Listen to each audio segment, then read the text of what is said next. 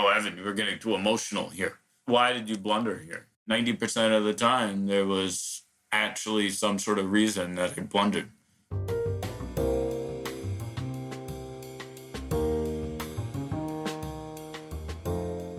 Welcome to Smashing the Plateau. We help you get unstuck so you can do what you love and get paid what you're worth, consistently. I'm your host, David Schreiner-Kahn. Today on episode 605 of Smashing the Plateau, I'm speaking with Evan Rabin. Evan has the unique combination of mastery at what he loves to do, plus competence in sales and business. His niche, chess, has lessons for all of us in how we can respond to unexpected obstacles. Stay with us to hear all the details. So figuring out your unique combination of what you love and what you're competent at doing is one of the keys to success in your own business. Helping you find your uniqueness is just one of the ways the Smashing the Plateau community can help you launch and grow your consulting business, especially if you've had a long career as a high-achieving employee before you became a consultant. I know I've always had a great deal of trouble seeing my own uniqueness. That's why I've learned to rely on the wisdom and feedback of trusted colleagues. You can have the benefit of a whole community of trusted colleagues when you join the Smashing the Plateau community. Go to smashingtheplateau.com/community to learn more. That's smashingtheplateau.com/community. Now let's welcome Evan Rabin. Evan was born and raised in New York. After working in corporate America doing enterprise sales at Oracle and Rapid7, he formed Premier Chess in September 2017. Premier Chess currently runs programs in over 80 schools and companies, including the law firm Kramer Levin. He's a U.S. chess national master. Evan, welcome to the show. Thank you so much for having me.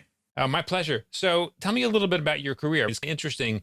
You went corporate and then you didn't. What's behind that? Basically, I graduated Brandeis University in May 2012. I was studying business and international global studies after a very brief stint working at Chess in the Schools for 6 months. I started my career at Oracle, where I was doing enterprise sales for 3 years. And then I went to Rapid7, selling data security for a year. And it was enjoyable. I love sales. I love working with great individuals and being analytical in sales, but ultimately decided that I wanted to sell what I love. So in September 2017, I formed Premier Chess. And within the first 2 months of the business, we were in 14 schools and had 10 instructors working for us and just kept going from there. Congratulations. What does it mean to be analytical in sales? I think what it comes down to is always trying to figure out, how you could carve out your territory, look for the low-hanging fruit. I remember when I first started at Oracle, my good friend and mentor, Bill Peterson, used to mention that a lot of sales reps, and when they're first starting out, they look for the big whales. They look for their biggest deals possible. But at the end of the day, those are a little bit difficult, and it's better to look for smaller upgrades and things like that. I actually wrote a blog post a couple of weeks ago about the parallels between sales and chess, and I talked about low-hanging fruit and how it's the same thing on the chessboard. I have a lot of beginner and intermediate students that will pretty much every single time they could go for an attack, but that's not always justified. Yes, the ultimate goal of the chess game is checkmate. It means the king is in check and there's no way to get out of check. But at the end of the day, a lot of master games don't actually end in checkmate. You get a material advantage and then you win. So the point is you need to look for the specific weaknesses and figure out where to attack, and whether it's on the board or in sales or anything else for that matter. Yeah, the other parallel that comes to my mind is entrepreneurs in particular are often enamored of what they perceive to be massive breakthroughs that other people achieve. And they try to get them, and they hope to get them often much more quickly than is actually realistic. What we typically don't see is that when somebody else achieves a breakthrough, there have been hundreds or maybe even thousands of tiny steps and pivots along the way. And those steps and pivots take a lot of time. They take energy, they take focus, they take perseverance. And which speaks to your comment about the low-hanging fruit and going for the incremental steps along the way. Yeah, and I think it's important to consider. And I think, yeah, every entrepreneur and chess player definitely has a drive that I would say is more important in a way than even like studying chess or anything else. You could study sales all you want, but until you actually get into like the weeds of it and just do it, you're not going to succeed. But that's why we were in 14 schools in literally 2 months. We just went at it. So, Evan, how did it feel to suddenly make this huge shift and focus all your time and energy on something that you love as opposed to something that was interesting and maybe you were good at, but wasn't fueling something that was a kind of a personal desire? Yeah, and I would say we just look, everyone says it, right? When you do something you love, you're not, exactly working. There are definitely elements that I don't like, of course, and I'm actually outsourcing most of those. We recently brought on a full-time, part-time operations and finance person, releasing a lot of the burden of some of the operations. But everything else, I pretty much love. I love going to classrooms. I love teaching. I love all the corporate classes that we do. I love hiring instructors and networking, be on podcasts like this, just talking about what we do. It's never a dull moment going around from meeting to meeting. It's not being in the office, and I'm flexible. I don't see myself ever working again for someone. And the other thing is, as an entrepreneur, once we've been doing it for a period of time, most of the time, somebody else doesn't really want to hire us. We don't make good fits as employees. No, it's very true. It's funny. I was just networking with someone the other day who does sales at Google, seeing how we could help each other. And he was like, hey, by the way, do you want to potentially get hired? And I said, no. It felt weird to say that, to turn someone down at Google. But still. Yeah, congratulations on what you have achieved. How far in were you, Evan, when you felt like what the business that you had launched was sustainable? Pretty much like in those first 2 months. I knew it was sustainable. Also, frankly, it's not as much of a niche as people think either. In New York alone, there are, off the top of my head, 12 chess companies and more. And it's been working for many years. So I just knew from prior history that it could definitely work, especially with my sales background and willingness to run programs around the country. And I pretty much never looked back. So given the fact that there was competition, what do you think differentiated your business from what was already out there so that you could gain traction pretty quickly? I would say the biggest thing is my business acumen. Most of the chess companies in New York are run by chess players who are great at chess and great at teaching, but they're just not particularly great at sales. I've had schools be surprised that, we would even send them a statement of work compared to like previous chess companies that they've worked with years ago that just said, hey, we're coming in tomorrow. Okay, great. And for me, coming from Oracle and Rapid7, like there's no way I would start working at a school without a signed contract. It just was like common sense to me. Other things, just being very professional with standards, making sure that I'm also very hands-on with all of our programs as much as possible, especially obviously our New York schools. And we do have some schools around the country that are a little harder to visit, but even them, I communicate every week and add value every way as possible. And yeah, I would say the last big thing is being a master as well. I am rated, in the top 1.5% of players in the country. There are a few other chess companies held by masters. Some aren't. All the time, people tell me like, "Oh, wow, you must be such a good chess player. You run a chess company," and I honestly laugh because my biggest competitor is not run by a chess player or a rated chess player.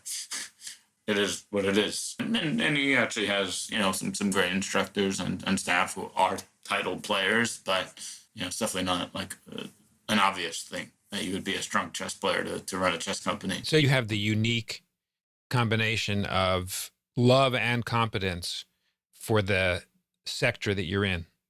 Yeah, I would say love, confidence, also the business skills. I did actually, before Premier Chess, also start a different company, Pillar Sales, that did sales for startups. Did that for about a year, actually, while I was teaching chess a little bit, like on the side.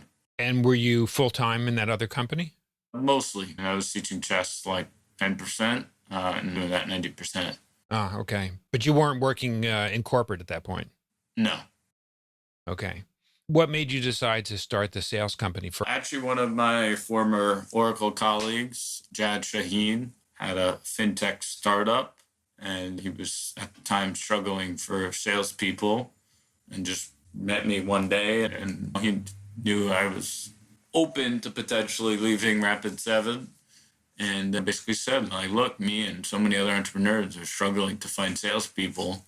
Why don't we consider doing this, starting a sales outsourcing business? And I brushed him away actually from the idea. It didn't really make that much sense to me. And then literally 2 nights later, I was at a Shabbat dinner and talking to my friend Jonah, who's a serial entrepreneur. And I literally just asked him what he was doing. And he was like, wow, I'm starting this sales business. And I was like, whoa. I just was talking to my friend Jad about almost the same thing 2 days ago. So then I started to think about it a little bit more, and eventually all of us met up one day, he and his 2 business partners, and Jad and I. And then it was interesting because eventually Jonah and Jad actually pulled out pretty early on, but then the 3 of us stayed, Dylan, Jonathan, and I, and it was a lot of fun. I did it for a year. I was traveling around the world in Iceland, Israel, England, meeting startups that were looking to come to the U.S. It wasn't easy, and at the same time, I was teaching chess again in New York, and why not do this? Why not sell chess? I did have a couple of connections as well, and I got the ground running. Yeah, it makes a lot of sense. So, in fact, the chess business is your second business. Correct. Got it. So now, in your current business, who do you describe as your ideal client? So for us, it's pretty broad. We do have 3 main types of clients. We have our corporate clients that are generally 50 employees and up, in particular law firms, tech firms, and hedge funds, and banks as well. Those are just some verticals that certainly have a lot of chess players in it.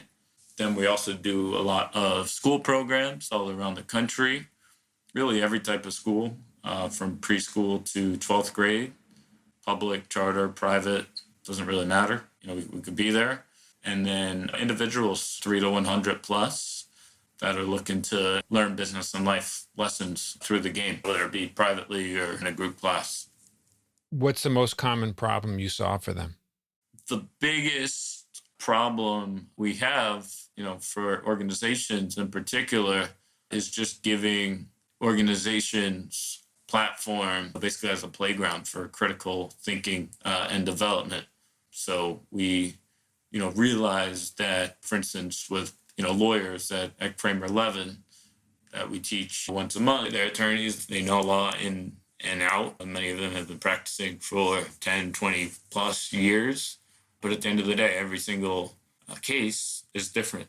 Just like on a chessboard, I all the time will go over games with students, and I'll ask, a student, why'd you make this move in a given opening position? And be like, oh, well, that's the common move. That's what I normally, and then I'll say, have you seen this position before? And then he'll start to say, oh, yeah, I've seen similar positions. And I'm like, no, I didn't ask that. Have you seen this position before? No, I haven't either. So guess what? This case is a little bit different, right? So it's thinking about what you've learned before, but also thinking on your... So how do you deal with unexpected situations? Dealing with unexpected situations, and also being able to, even if it's something that you've, seen before, not rushing through it. And not, yes, using your instincts. That obviously I think is a very important part of chess or business or anything else, but not blindly doing so. Yeah, I think that not rushing through it when you're in an unexpected situation sounds to me like a real aha moment for people, because particularly if the unexpected situation makes you feel uncomfortable, you may want to get it over with as quickly as possible. Yeah, absolutely. And it just, look, chess, half of the battle is controlling your emotions. My coach, actually, Grandmaster Lena Dudasan, who I'm working on a book with now, actually, He's a former world championship candidate.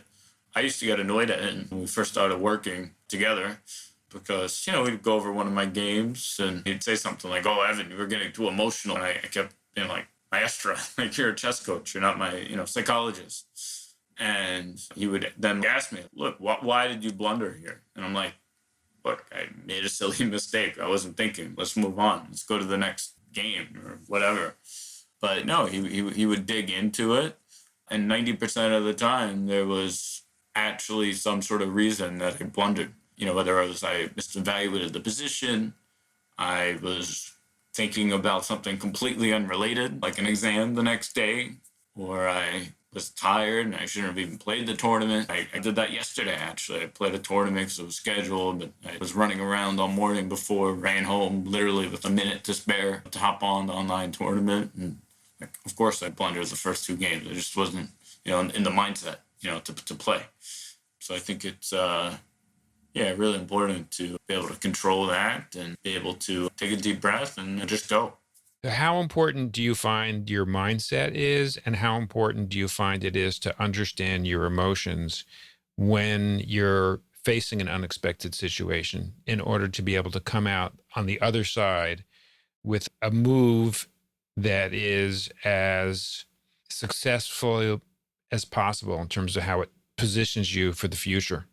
I think it's extremely important. One common mistake that a lot of players, including myself, make a lot, as much as I try not to, is letting a domino effect happen. You make one mistake, you go from a winning position to a slightly better position to a losing position to an completely losing position. Very common.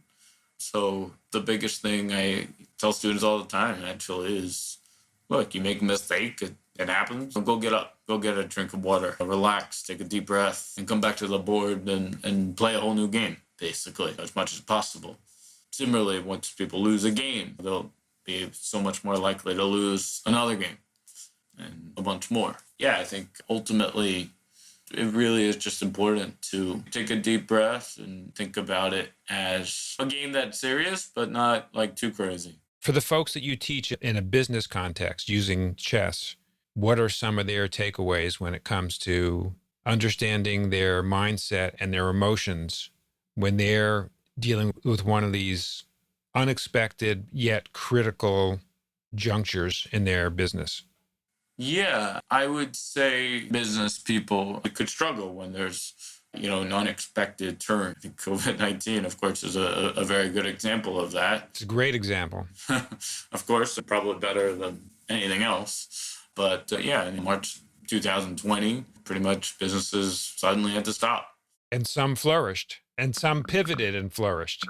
Some pivoted and flourished. We did. We started running all of our programs virtually for the most part, plus a lot more. I was actually quoted in the New York Times about how our virtual business went up 150%. Yet I honestly, almost disappoints me sometimes when I still hear some chess teachers, for instance, have not taught virtual classes since then.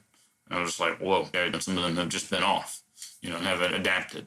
So I think the point is, it's really important to be able to use this as an opportunity, not a problem, and ultimately take it and realize that things happen for a reason. Given the pandemic, actually, I've personally been able to, connect with people all around the world. I've had one person who comes to mind is this lady, Tandra, who's a life coach in Slovenia that I met networking. She's been on my podcast, actually, and I'm coming on hers, actually, in a few weeks, taking advantage of the whole situation. You see there's a new competitor out there. I use them as a partner. We get tons of business from other chess companies and vice versa. So really, it's important just to, you see something that's incorrect, what could you learn from it? And how could you actually use it to your advantage? Yeah, the ability to reflect, understand where you are, understand what's driving you, and then learn from that and pivot is really critical. Evan, we've covered a lot of territory about your own career trajectory, the success that you have achieved in your business, and also how you help your clients. If somebody wants to go deeper with anything we've discussed today, access any resources you may have or learn more about you, get in touch with you, where would be the best place for them to go? Thank you. So thank you again for having me. And I do want to actually give a quick shout out to Gary Ireland, your previous guest, which is how I found out about you. He's also been on my podcast as well.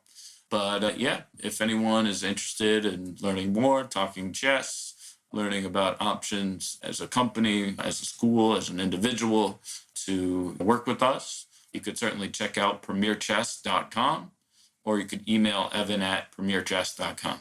Sounds great. Well, Evan, it's been a pleasure to have you on today as part of Smashing the Plateau. My guest today has been the CEO of Premier Chess Academy, Evan Rabin. Thank you for sharing your story with the Smashing the Plateau community. Thank you. My sincere pleasure. When you visit the Smashing the Plateau website at smashingtheplateau.com, you'll find a summary of each episode along with the links we mention on the show. Today we learned how you use your unique combination of mastery at what you love to do, plus other areas of competence to build a successful business. Figuring out your unique combination of what you love and what you're competent at doing is one of the keys to success in your own business. Helping you find your uniqueness is just one of the ways the Smashing the Plateau community can help you launch and grow your consulting business, especially if you've had a long career as a high-achieving employee before you became a consultant. The challenge is it's hard to see what makes you unique on your own. I know I've always had a great deal of trouble seeing my own uniqueness. That's why I've learned to rely on the wisdom and feedback of trusted colleagues. You can have the benefit of a whole community of trusted colleagues when you join the Smashing the Plateau community. Go to smashingtheplateau.com/community to learn more. That's smashingtheplateau.com/community. Thank you for taking the time to listen to our show. I'll see you on our next episode.